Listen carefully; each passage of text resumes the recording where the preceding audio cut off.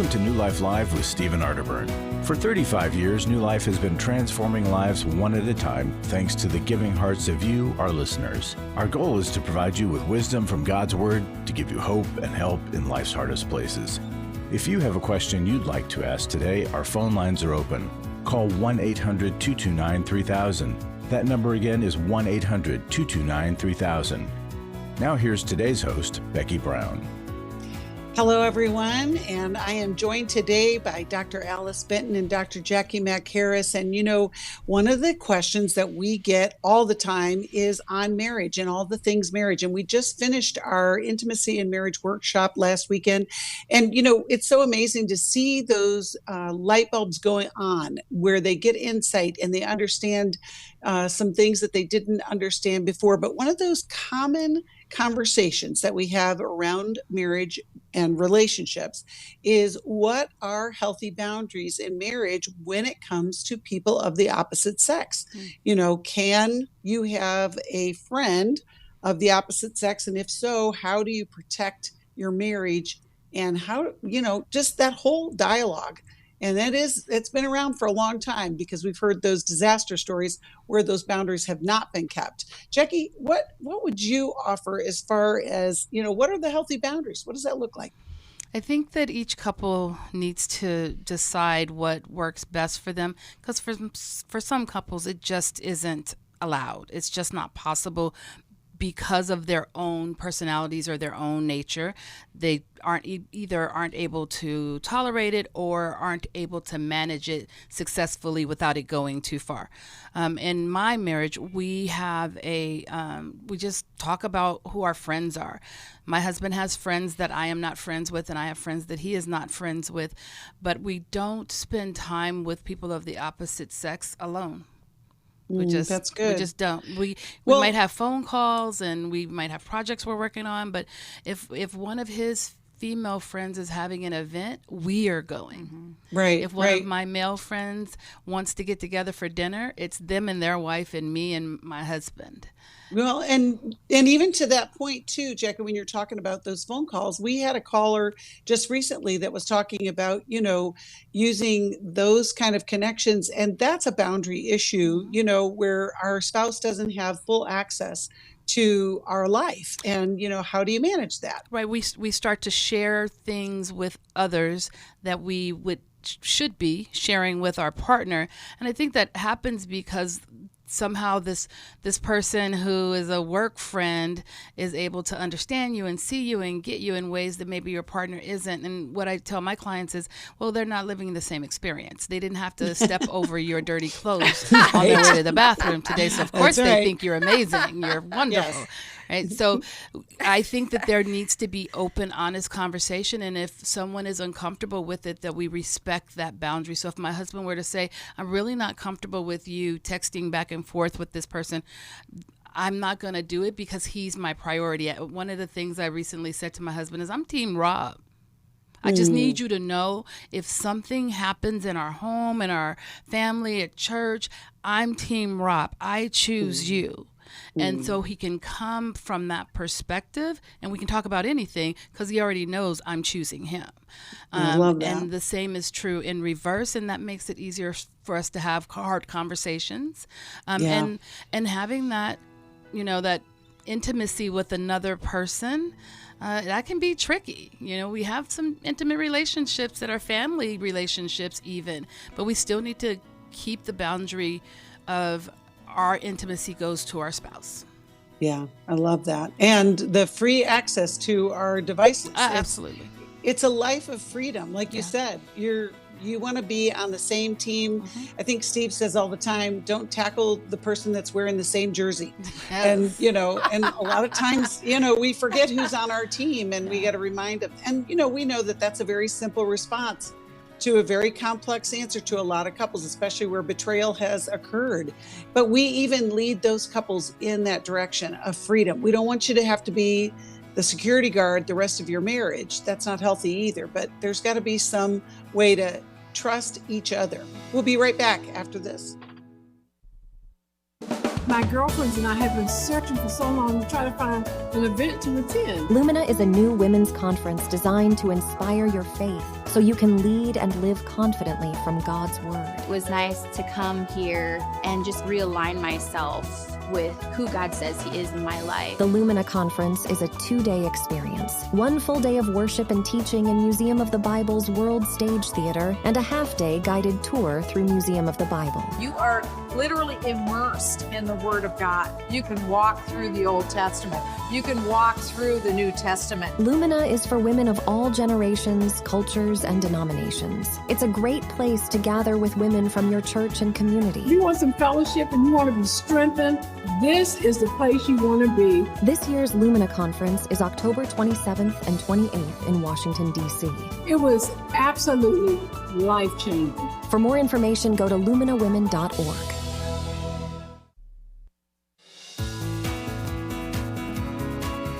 To find out more information about New Life or to order any of the resources mentioned on today's program, call 1-800-NEW-LIFE. Now back to New Life Live. Welcome back. Alice, did you want to add anything to that opening conversation? Because I know you have something to add, right? I just know that the enemy's prowling around looking for any foothold he can grab, and we're all so vulnerable to start hiding aspects of that friendship outside of our marriage. And so I think that we generally need to err on the side of protecting the marriage, prioritizing that. And there's just 2 biblical standards that we're to run from temptation. And even if that means the limit of contact with an old friend, run from that temptation because we're choosing our marriage and we're to avoid the appearance of sin. And opposite sex friendships in a marriage, it's very hard to, I think almost impossible to maintain it long term if our spouse doesn't get to be involved in the friendship. Right. Thank you for that. Well, and hot off the presses, even though I know it's not about boundaries in marriage, is Alice and Steve's new book. And they wrote a book together, Understanding and Loving Your Child in a Screen-Saturated World. And we're so excited. Congratulations, Alice, on this. I know that it will make a difference. If you want a copy of that book, you can make a gift to New Life in the amount of anything. It's worth $1 million. So if you want to make that gift, we will send you that book and maybe even have Alice sign it. So you got it, guaranteed. We're just excited to launch this message out into the world because it is such a needed message. And we also want to say thank you for those of you who are giving. Right now, we're going to go to our calls and we're going to talk with Josh, who's calling us from Oklahoma City, listens on the internet. Thank you, Josh, for calling. How can we help you today? Hello. Thank you for taking my call. I'm trying to figure out, and this I could ask a million questions about this topic that I'm struggling with. At first, I was trying to figure out how to approach my wife to ask her to lose some weight. And I watched some videos, and one of them kind of paralyzed me. It was a female saying, basically, don't. You shouldn't do that. So now I've been struggling with, should I even bring this up? And just a history, my wife she's 33. She has had some emotional trauma within the past 2 years, which may be causing this. I'm coming from a place of, my wife she's beautiful. When I married her, every time she walked in the room or I'd hear her coming home, it would take my breath away. And, she put on some weight and it's a significant amount. And I'm just wondering, is it selfish of me to want the person, that I married, that beautiful woman that took care of herself, and I don't know how to approach her, and I don't even know if it's something that I should even be asking, and if I should just be grateful to have such a, amazing wife. Well, Josh, let me ask you one question before we turn it over to Alice and Jacqui. What kind of conversations do you have other than this topic? Like, what is your connection and communication like with each other? We're best friends. We have a little farm that we started about 5 years ago. We pretty much do everything together. We talk about our family together. We watch movies and TV. We always, we go to events with our children all the time. We communicate throughout the day. So we talk about everything. Okay, except for this, right? So that's what you're calling about. Okay, Jacqui, go ahead. Josh, what has she said about her weight? She knows. She knows that she's gained some weight, and she's never brought it up to me and said, "Hey, are you okay with this?" She just, she'll make comments about, she has to buy new clothes and things like that. But she doesn't talk about it a whole lot. I mean, it's rarely that she does talk about it, but she has.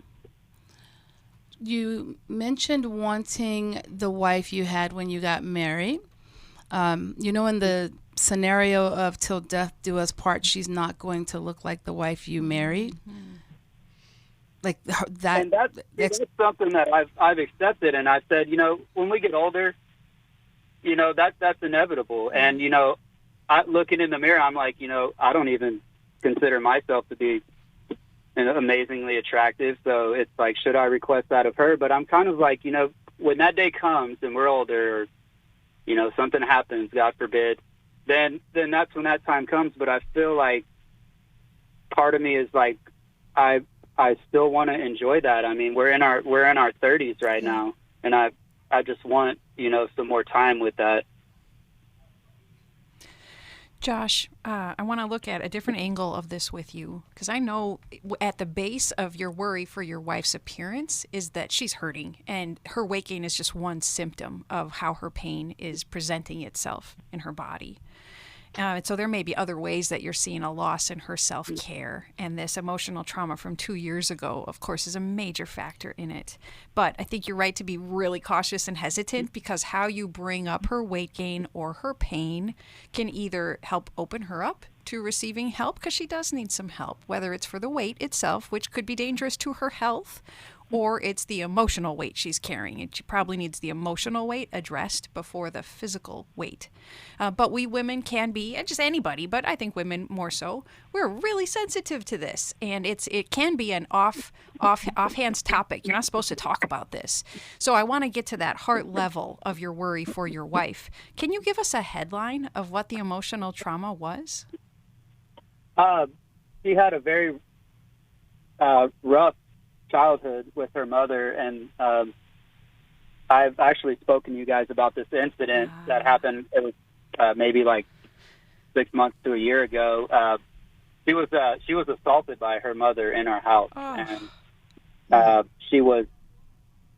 my wife, beyond a shadow of a doubt, was defending herself. And because her mom called the police first, my wife got arrested, and it ruined her relationship with her and her family and her siblings. Her mom lied about the whole incident for a long time, and even up until this day. And it's caused a lot of disconnect between her and her family. Mm-hmm. Oh, thank you for telling us those details. How dreadful for all of you to be going through this. Josh, you make me think of something. The Body Keeps Score is an amazing book by Vessel Vanderkirk. And it talks about how we carry trauma in our bodies.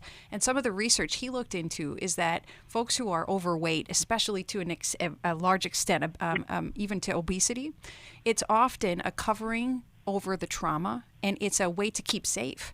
So that it's not necessarily conscious, it's usually subconscious, but there's a protective way to hide from people by that appearance, by being overweight. And so it actually may be a safety mechanism somehow for your wife with what she's gone through with her mom. And so I'd actually be hesitant to try to take that away from her too quickly without treating the underlying pain and making sure she is emotionally and physically at safe enough distance from the mom. Because if the mom still has even just access to her through communication methods, your wife may not be safe.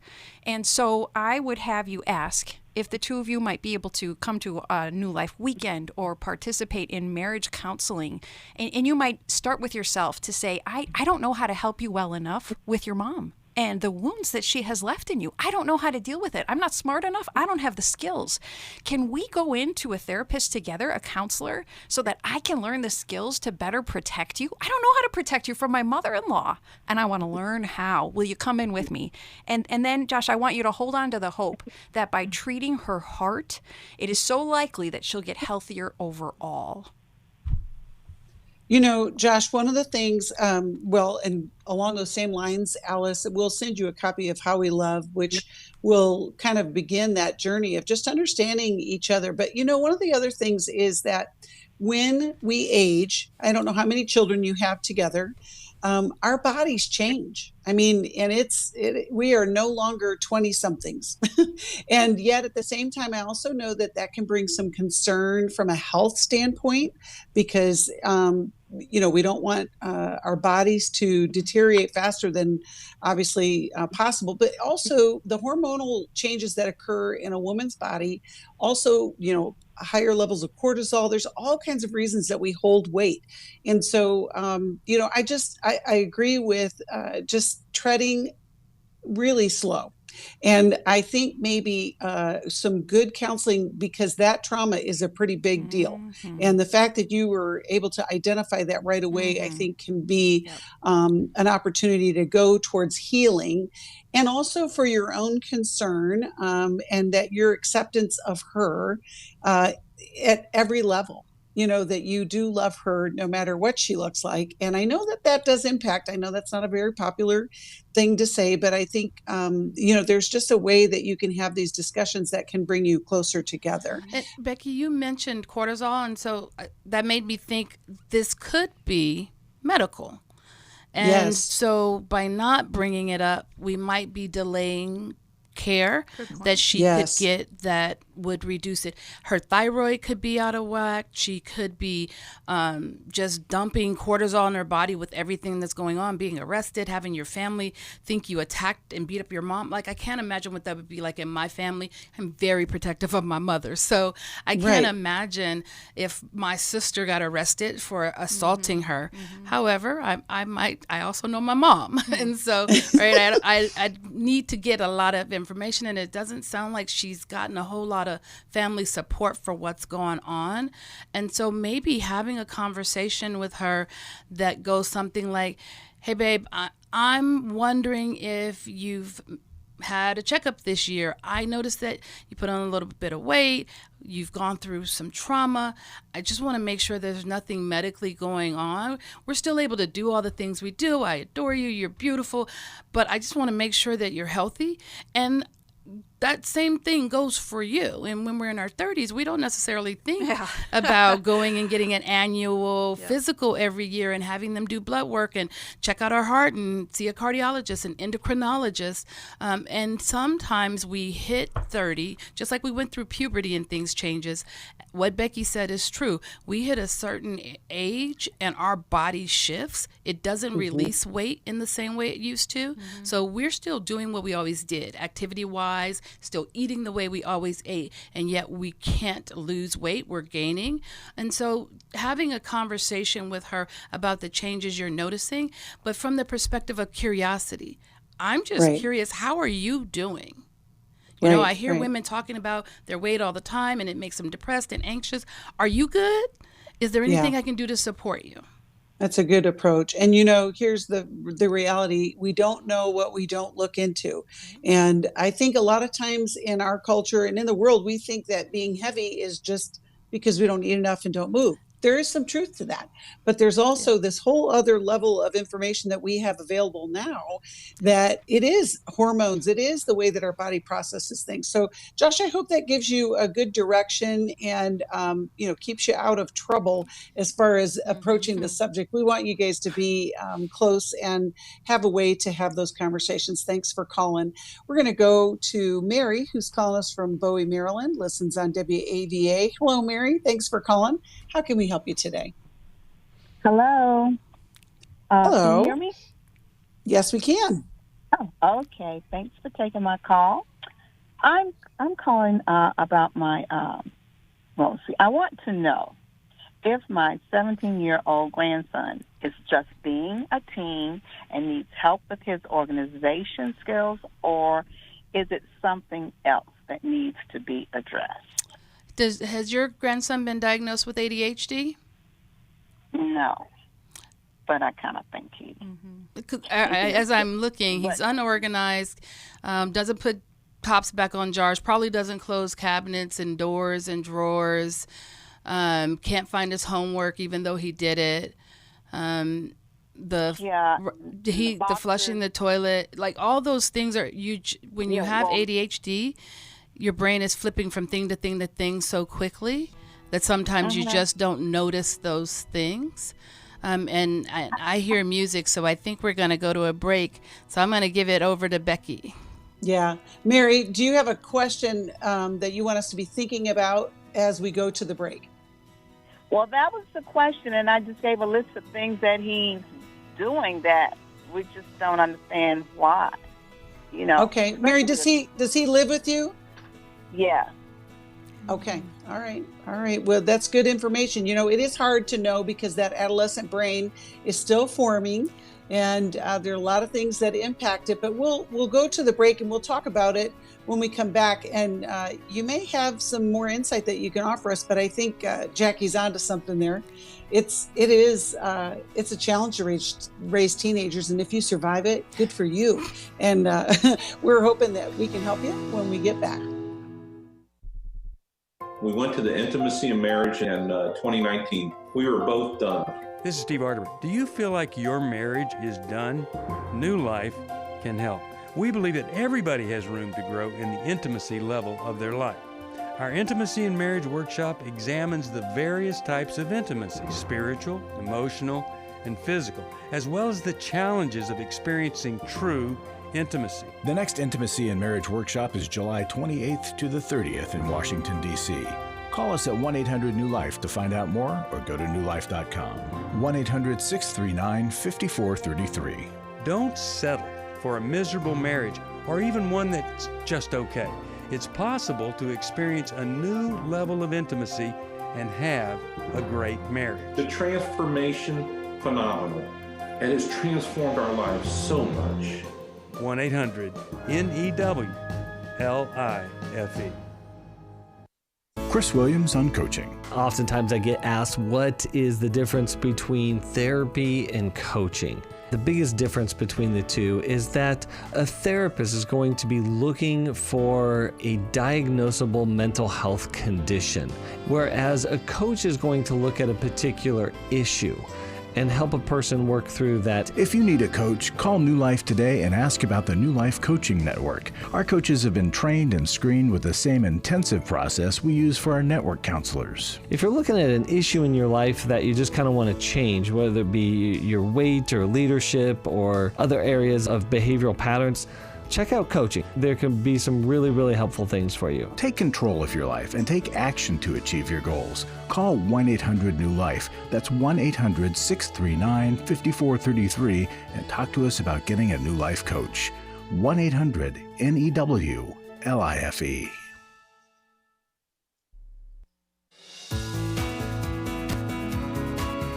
We'd love to hear from you. If you have a question or a comment, call toll-free 1-800-229-3000. Now back to New Life Live. Welcome back. In case you didn't know it, it's Thursday, and every Thursday we release a new episode of the Life Recovery Today TV show that is broadcast on NRB TV, but we also have a podcast. So because we know recovery isn't just for those people, it's for all of us.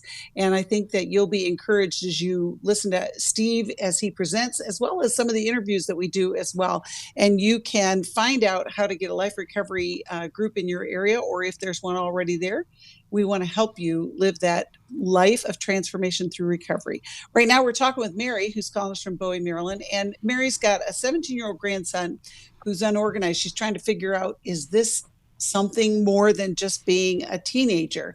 And Jacqui, you had some thoughts to start with. Go ahead and continue. Mary, is he doing other things that are problematic? Is he looking at porn? Is he fighting? Is he doing drugs? Is he drinking, stealing? Are there any of those things going on? No, not that I know of. No, he tells a lot of fibs. Tells a lot of fibs. Yeah, you catch him in them, and in the line. I think is a lot of times. I think is to avoid punishment. Because we're constantly, letting him suffer the consequences of his behavior through punishment, and especially this toilet thing. I can't take it any longer, so we're punishing him if we have to call it to his attention that he did not flush the toilet. That's the consequence, right? Like that that he now has someone coming in telling him, go back and flush the toilet? No, we're taking his game away from him. He suggested I asked him what punishment do you think you should receive it, because you are going to get a punishment. And so he said, here's the thing. Take my game away from me. That's not going to help. That's not going to help. That's not going to help. What? That's not going to change anything, because they're not associated. They're not associated. If he doesn't flush the toilet, he needs to be told to go back and flush the toilet every single time. Well, yeah. Because has he been doing that? Going back and flushing it? Mm-hmm. Oh yeah, we'll.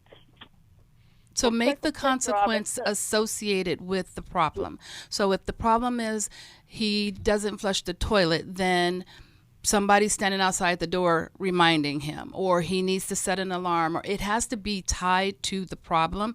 Taking away electronics, that makes maybe the parent feel like they did something, but it doesn't do anything to change a behavior.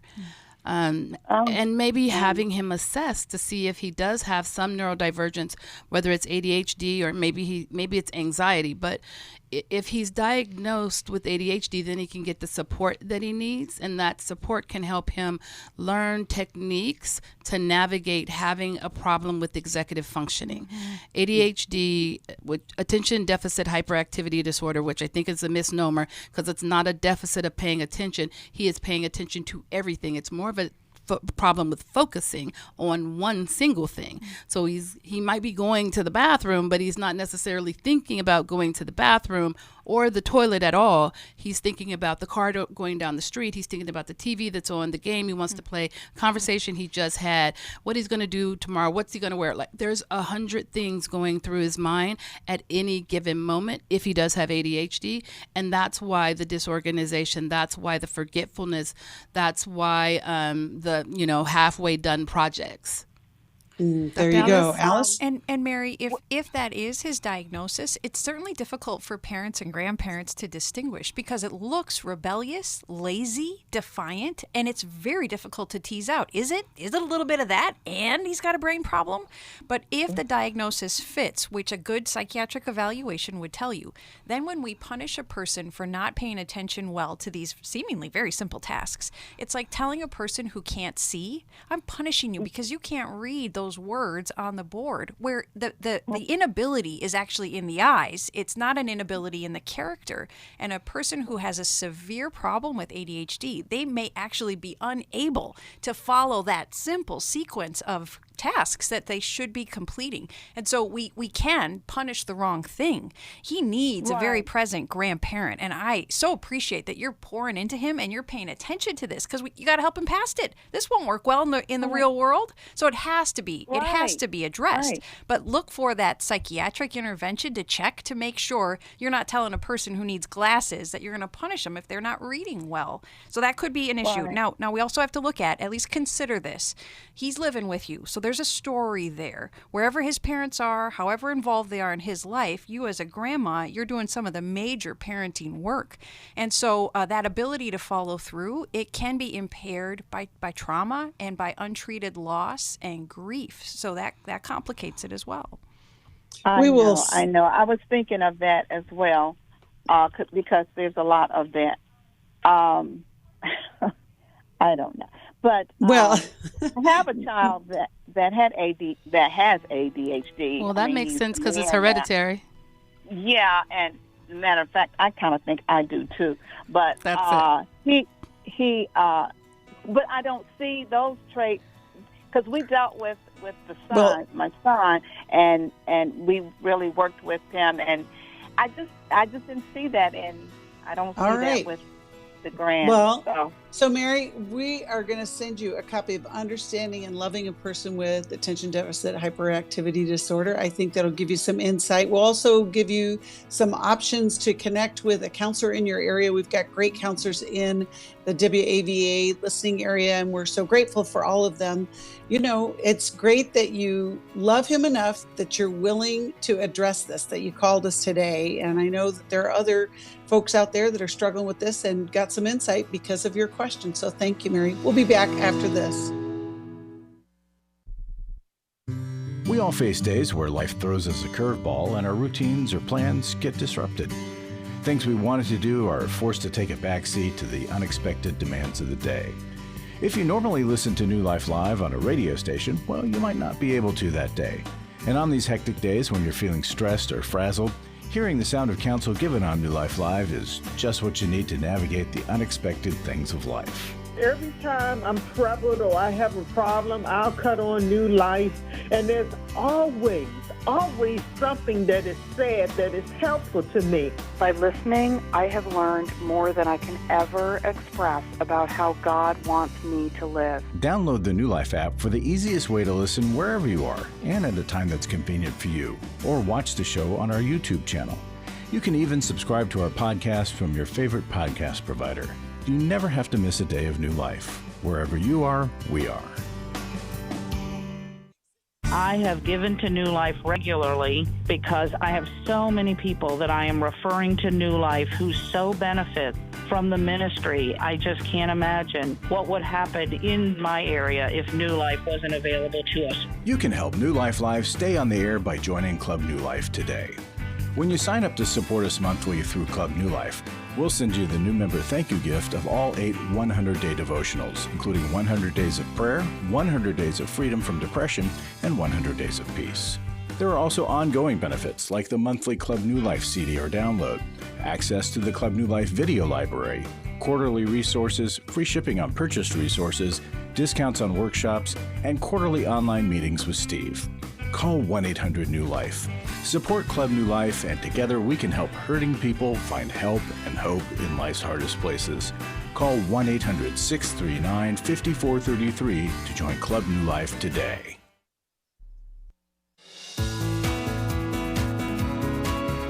We're glad you joined us for New Life Live. To be a part of the program, call 1-800-229-3000. Now back to New Life Live.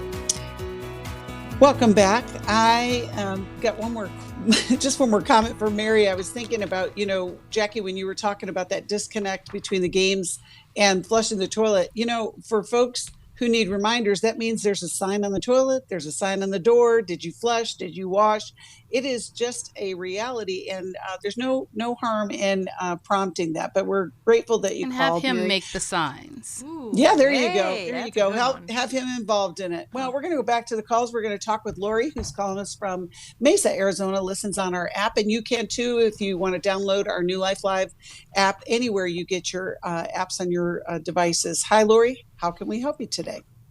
Hello. Thank you for what you guys do. You guys are amazing.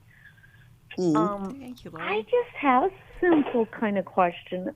How do I respond to a friend, an adult friend, female, just as I am, that, I don't know, you kind of feel like you're just kind of being taken for granted or not for granted, taken advantage of, or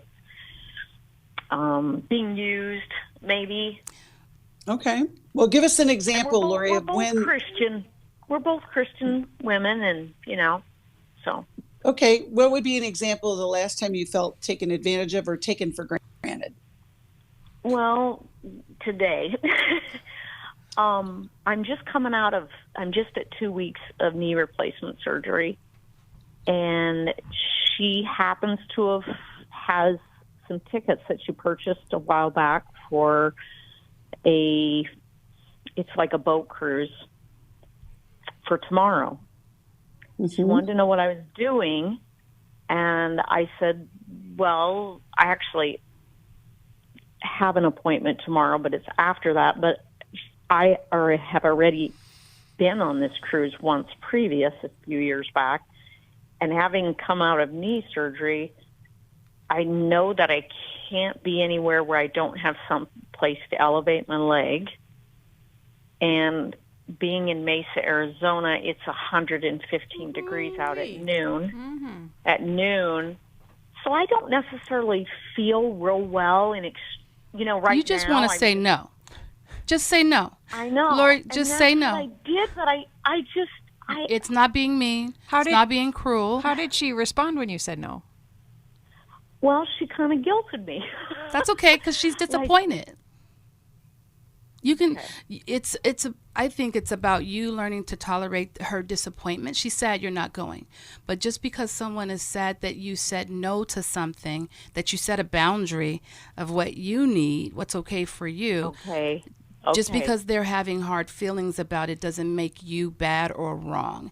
And she has an expectation, if you are the friend that just always says yes. But friendship means being able to tolerate my no as well as my yes. And so if I don't, and I cut in because I'm just not going to give you 5, 6, 10 reasons why I don't want to do something I don't want to do, especially in 115 degrees in Mesa, Arizona. I had surgery a couple of weeks ago that you're even wanting me to go outside and get on a boat. One, that's just not who I am. And so I wonder if some of the sense of this friend maybe taking advantage is maybe another way of saying it is you're feeling that she doesn't really see you in the relationship. The relationship maybe feels to you very much like it's all about her, and you would do things for her, be understanding for her, but you don't feel like you're getting the same in return. Okay. And Lori, that's just, I'm so glad I called because you made me feel so much better. Lori, how do I avoid this? How do I avoid this? You don't. Coming from an emotional avoider, you don't avoid it. You just, it's uncomfortable. And, I had a situation where I didn't do something a friend wanted me to do. And when I told my husband, I told them, I don't want to go. He was like, you just told him you don't want to go? And I did, yeah, because I didn't want to go. And the following week, I was having dinner with that friend, and she said, I'm still mad at you about Sunday. And I said, okay, I can live with that. What are you ordering? Okay. She can have her feelings. She can have them. I respect them. She's entitled to them in the same way that I am.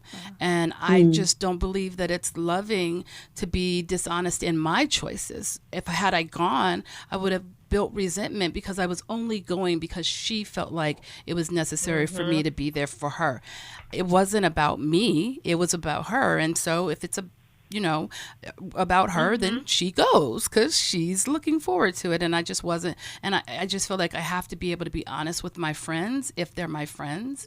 And I tolerate the disappointment if they're feeling disappointment. I'm always open to the conversation if they want to talk about it.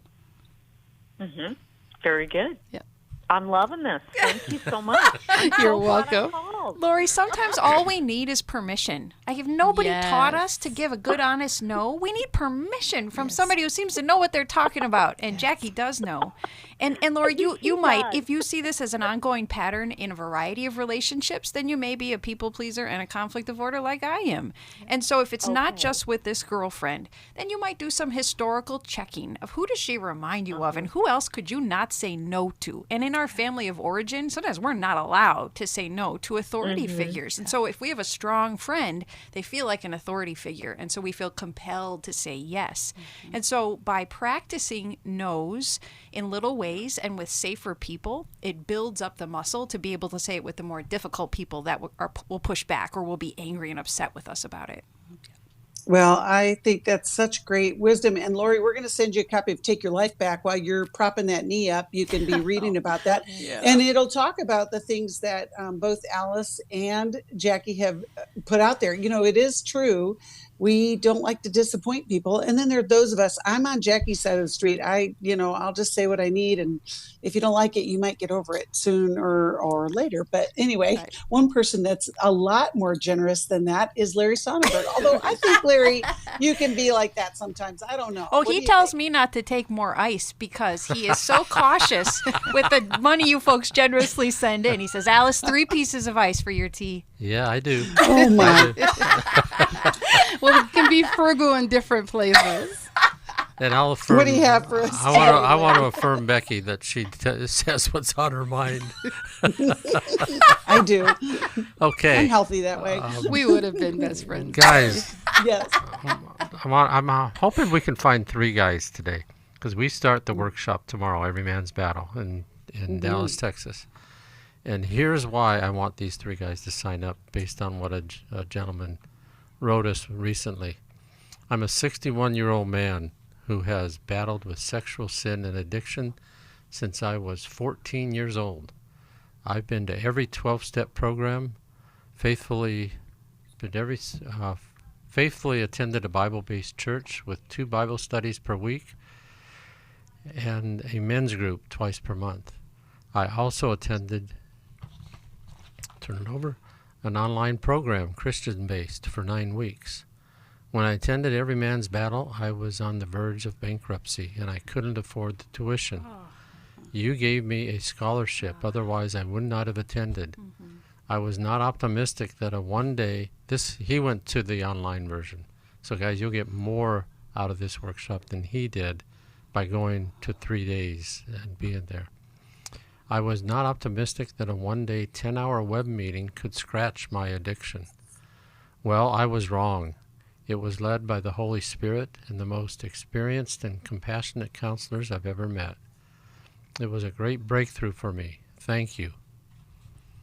John, guys, you just gotta pick up the phone. Pick up that 26-pound receiver or cell phone that you don't want to pick up, and make a simple call, and just say, "Tell me about Every Man's Battle. How can I get there? What time does it start? Can I get a scholarship?" Do what you have to do, but pick up the phone and do it now. Yeah, your life can be different forever. You know, Larry, we talk about it being a shame-free zone, and I think about those men who are in such shame that they can't even reach out to ask for help. And yet the very thing that you want freedom from, we can offer that to you by just calling us, and we'll get you connected at that workshop, and it can begin a new life for you. And think about not only freedom from something, think about the freedom for something. You're going to have freedom for a life that's a lot different than it is now.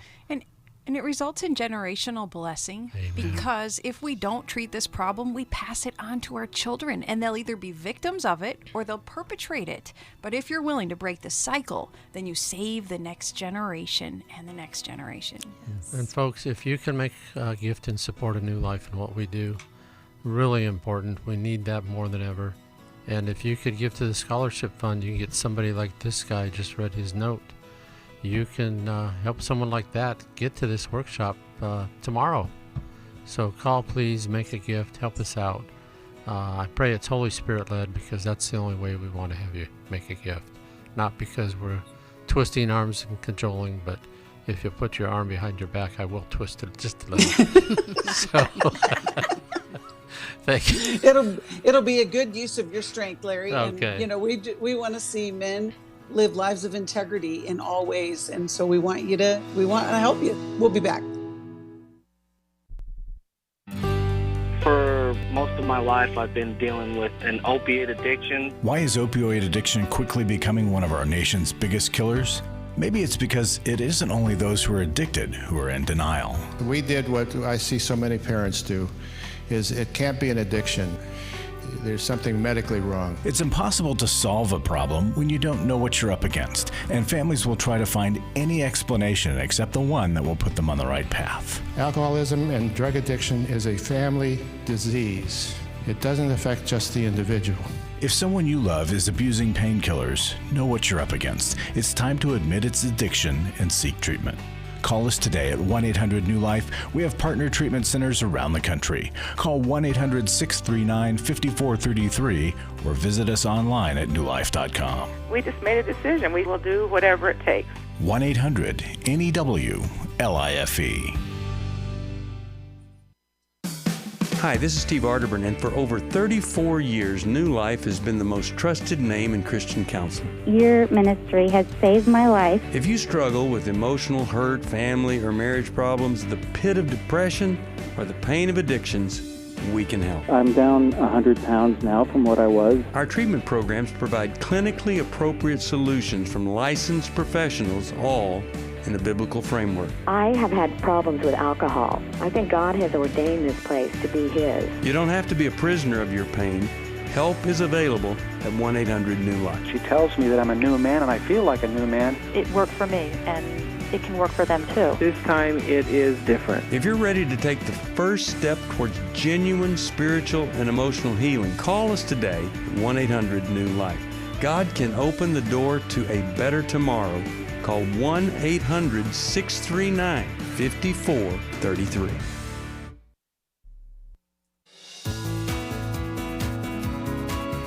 To find out more information about New Life or to order any of the resources mentioned on today's program, call 1-800-NEW-LIFE. Now back to New Life Live. Welcome back. I want to say hello and thank you to our podcast listeners. I know you're out there. I hear from you on a regular basis that the way that you listen to New Life Live is through the podcast. You know, we have many of you are listening on the radio.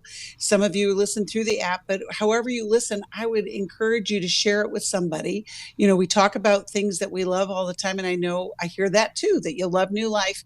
But if you don't share it with somebody, you must not love them very much. You want them to be loved and cared for. And I know that's something that we will share on a show somewhere will make a difference in their life. So, and folks say that this can be the only therapy they get is on the radio. So if you need somebody who you know needs therapy, connect them to our show. And if you're listening on the podcast, if you could give us 5 stars on iTunes, that'll direct even more people this way. Yep. Very good. Very good. Well, we're going to go to Adam, who's calling us from Stone Mountain, Georgia. Listens on WFSH. Hello, Adam. How can we help you today? Hey, thank you, ladies. I'm shocked that you guys are actually real. You got to explain that one, Adam. Yeah. So I guess, you know, I went through a situation where I am married, and me and the missus, we've had conversations about moving to Georgia. We came out of a ruckus sort of relationship. We've been in a relationship 30-plus years. You know, our children were separated early on. However, at the time, we're all present. We're here.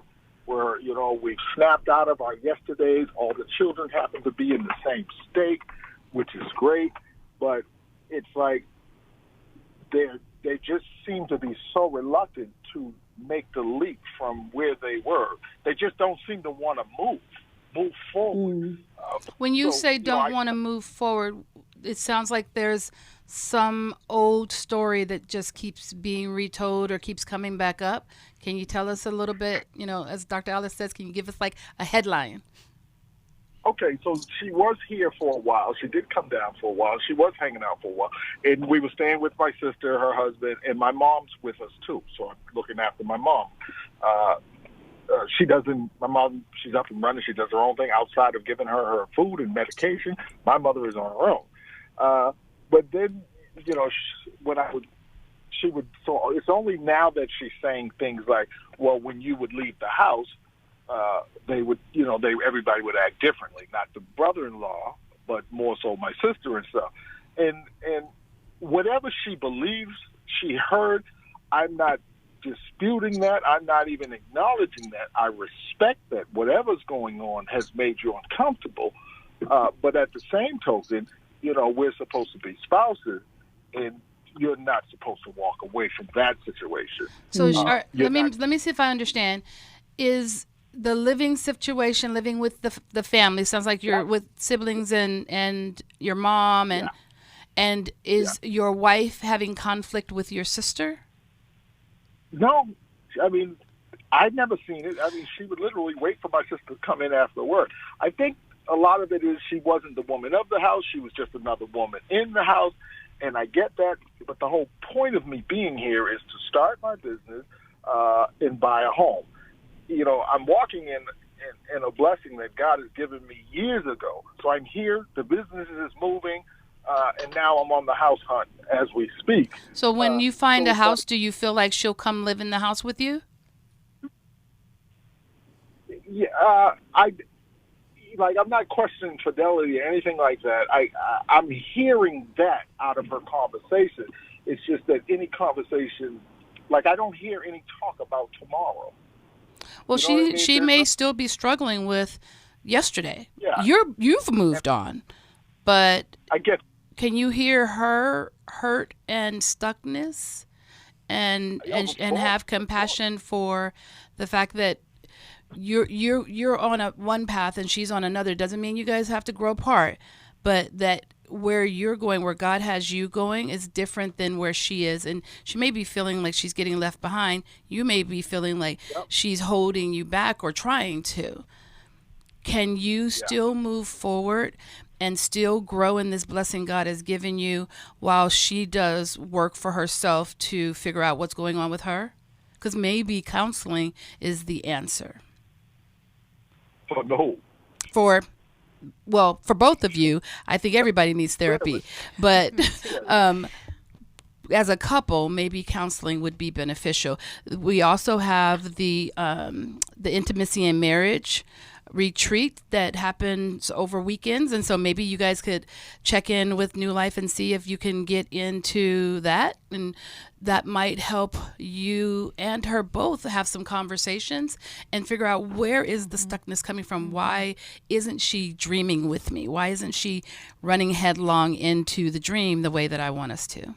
And Adam, it is frustrating and very confusing when somebody else is stuck in old pain that you're past. So come on, move along, get with today, because we're all better.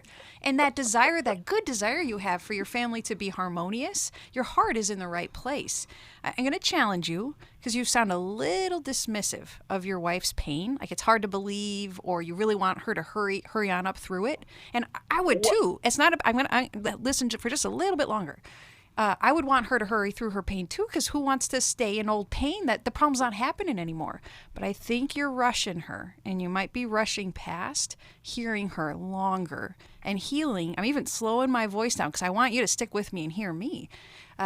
Prolonged listening and sitting with your wife in her complaints, which is really hard to do when it's about family members you love, and you didn't see it, you didn't see what happened, so it maybe even feels like she's exaggerating.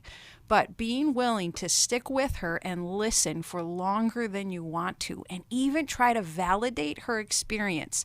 Validation does not mean I agree 100% with what you're saying. It means I'm putting myself in your shoes and I'm trying to get why it's been so hard for you. And oddly enough, Adam, that patient listening, it actually does move somebody along faster. But telling them to, or trying to get them into today, that doesn't. They tend to hold back off of it. And in our Intimacy and Marriage Weekend, we'll help you do it. We'll equip you with the skills to figure out why she's stuck in the past. There's some good reason. And if you can hear it out and validate it, you'll help her move past it.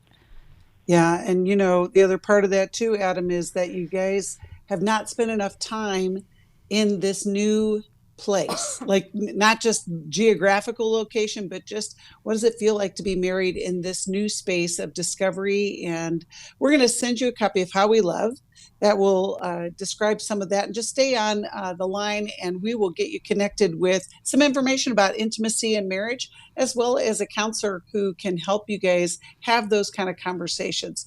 Alice and Jacqui, we've talked to a lot of people today about a lot of different subjects. And, we know that it is always something, but sometimes when we don't ask for help, we're kind of confused about, we just are stuck in our own thought processes. What's a word that we can say to our listeners to encourage them to take that step, to ask for help, or to get into a process of help? My word is perspective. A lot of times we're struggling with perspective, especially in relationship. And my perspective is much different than my husband's perspective because we're standing in two different places. And that we could be in the exact same room facing each other and see completely different things, right? So perspective, get some help on understanding others' perspectives and helping others to understand yours. And I'll say too, gentle curiosity. Because every time I'm in judgment and criticism of another person, it really means I don't know their story well enough. Because when I can find out the story behind their behavior that's bugging me, then I can generate empathy and compassion. Because people are often doing the best that they can with what they have. And gentle curiosity gets us to understanding, which can then take us into change. Well, if you need help with either of those, you can give us a call. Thank you, Jacqui. Thank you, Alice. Thank you, listeners. Thanks, and Becky. Tell somebody about New Life. We'll see you next time. Thanks for listening. We hope this program has helped you by giving you insights for handling the challenges you face in your life. We want you to know that we're here for you, but you also need to know that New Life Live is a listener-supported ministry. To make your donation or to get any of the resources mentioned on today's program, call 1-800-NEW-LIFE. That's 1-800-639-5433, or write to us at New Life Ministries, P.O. Box 1029, Lake Forest, California, 92609. Please join us again tomorrow for New Life Live. Hi, thank you for watching New Life Live. You know, New Life Live is a Christian counseling program where we deal with the hard questions about life, relationships, kids, free choice, freedom of will, whatever. It's all right there on New Life Live every day, every weekday, 1 p.m. Eastern, 10 a.m. Pacific. If you want to call into the live broadcast, you can find the schedule on newlife.com or click the social media link right below. You can see every episode of New Life Live on the New Life YouTube channel. Watch it with a friend, watch it later. Be sure to subscribe and hit that bell so you'll never miss another episode. So if you want to listen on the go, download the app. The link is right below. And I hope if you need some information, if you want to get some help, you'll call us at 1-800-NEW-LIFE. And I'll see you next time.